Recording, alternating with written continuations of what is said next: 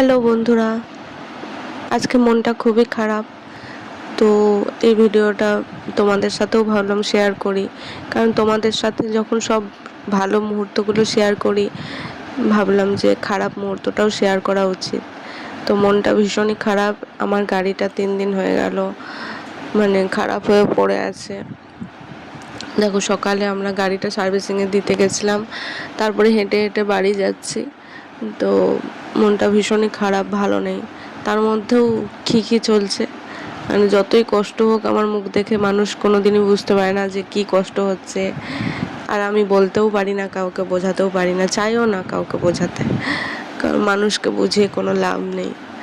তো যাই হোক, সার্ভিসিংয়ে দিয়েছিলাম, তারপরে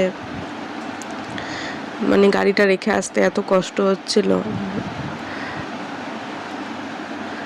বলে বোঝানো যাবে না। তারপর রাত্রে আবার গেছিলাম যে গাড়িটা সার্ভিসিং হয়েছে কিনা দেখার জন্য। তারপর শুনলাম যে অনেকগুলো পার্টস ওটার খারাপ হয়ে গেছে, সেগুলো চেঞ্জ না করালে কিছুতেই ইউজ করা যাবে না গাড়িটা। তো ওখানে গ্যারেজে রাখার জায়গা নেই, যার জন্য আমি গাড়িটা নিয়ে আবার চলে এলাম। পার্টসগুলোও কিনতে হবে, এখন কবে পার্টসগুলো পাবো, সারানো হবে গাড়িটা। মনটা ভীষণই খারাপ, ভাবলাম তোমাদের সাথেও একটু শেয়ার করি।